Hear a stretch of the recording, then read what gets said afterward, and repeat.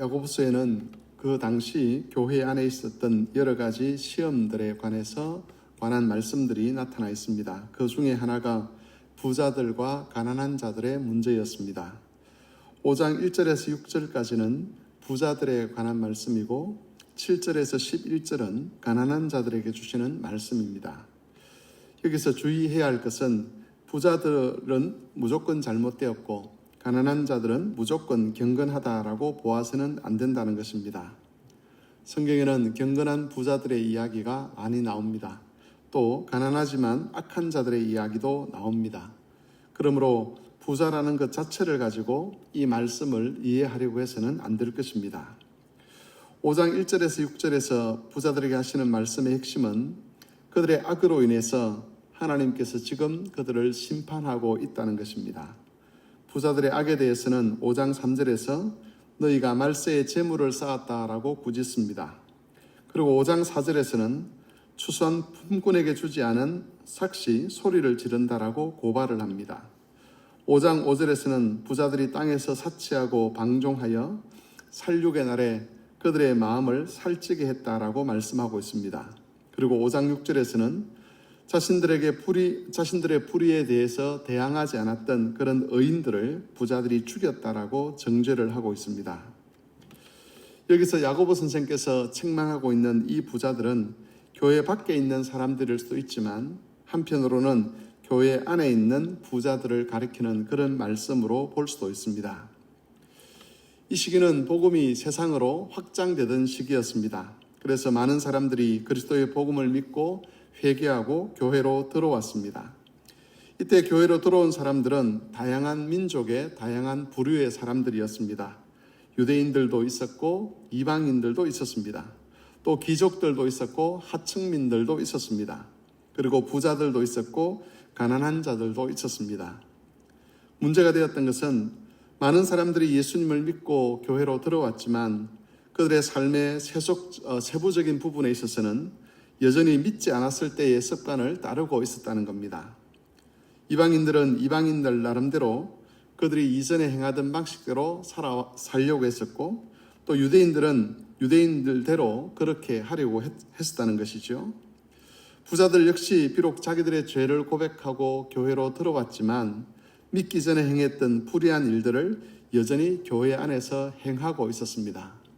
예수님의 복음을 듣고 믿음을 가지고 이제 내가 그리스도인이 되겠습니다 라고 했지만 아직까지 그들이 그리스도의 가르침에 온전히 젖어 있는 상태가 아니었기 때문에 세상적인 방식들이 교회 안에서 그대로 나타났다는 것입니다. 이것이 믿음을 가지기 전에는 세상에서는 문제가 되지 않았던 것들인데 믿음을 가지고 교회에 들어와서 하나님 말씀 앞에 서면 문제가 되기 시작한 것이죠. 부자들이 가난한 자를 멸시하는 것은 세상에서는 당연한 일이었습니다. 더 많은 돈을 벌기 위해서 일꾼들의 삭설 일부러 늦게 주는 것도 세상에서 비난받을 만한 그런 일이긴 했지만 그렇다고 해서 그것을 악한 것이라고 생각하지는 않았습니다. 아직까지 그리스도의 가르침이 온전히 증거되지 않은 그런 상황이었기 때문에 세상의 습관과 방식이 교회 안에서 그대로 행해지고 있었던 것입니다. 이런 상황에서 야고보 선생은 한편으로는 그런 악을 행하는 자들에게 그리스도의 심판에 대해서 경고를 하고 또 다른 한편으로는 그들이 잘못된 세상의 방식을 버리고 그리스도를 닮아가도록 그래서 복음에 합당한 삶을 살아가도록 권면하고 있습니다.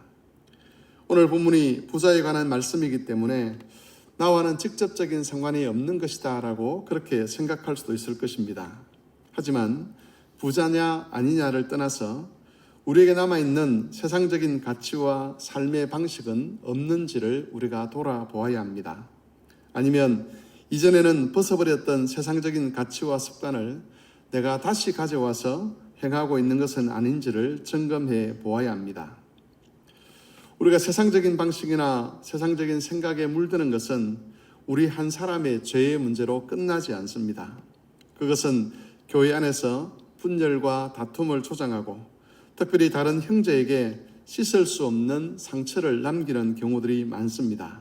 그러므로 항상 말씀으로 자신을 살펴야만 합니다.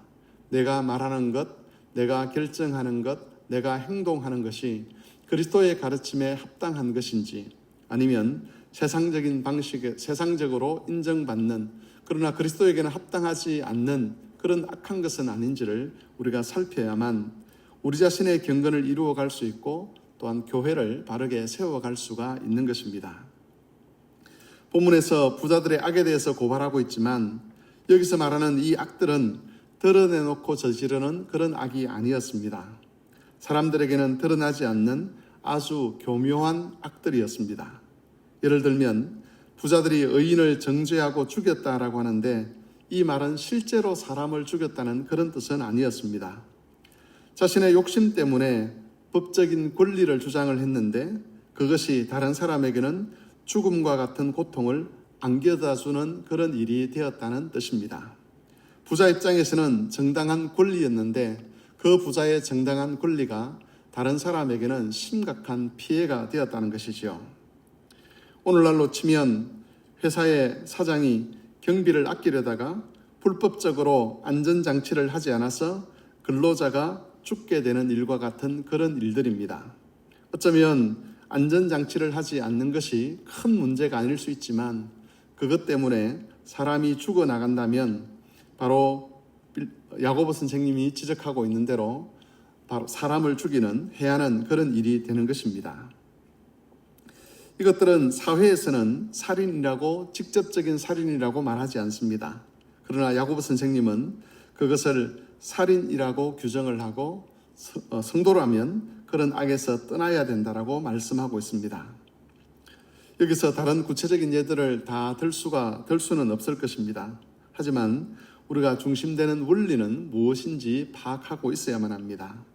내게는 권리이지만 내가 그 권리를 주장하는 순간 누군가에게 피해를 준다면 그리고 누군가의 삶과 생명에 위협이 된다면 그것은 바로 살인 행위가 된다는 것이 야고보 선생님의 가르침이라는 것이지요. 그러므로 우리는 치열하게 자신을 살필 수 있어야만 합니다. 그리스도의 말씀을 깊이 생각할 수 있어야 하는 것입니다. 그래서 말씀의 조명을 통해서 세속적이고 악한 것들이 폭로되도록 만들어야 되고 그것들을 고쳐서 우리 각자가 그리고 온 교회가 그리스도를 닮아갈 수 있도록 해야만 하는 것입니다. 예수를 믿었다고 해서 금방 모든 것이 다 나아지는 것은 아니고 예수를 믿는 사람이라고 해서 그 즉시로 예수 그리스도를 닮아가는 것은 아닐 수 있습니다. 우리는 경건의 훈련을 통해서 세속적인 것을 벗어버리고 그리스도를 옷 입기 위해서 부단히 노력을 해야만 합니다. 그럴 때 우리도 경건해지고 교회도 주님 안에서 온전히 세워질 수가 있게 될 것입니다. 이 말씀을 기억하셔서 오늘도 세속적이고 악한 삶의 태도와 습관을 벗어버리고 경건에 이르기를 훈련함으로써 더욱더 그리스도를 닮아가는 그런 모든 교우들이 되시기를 바랍니다.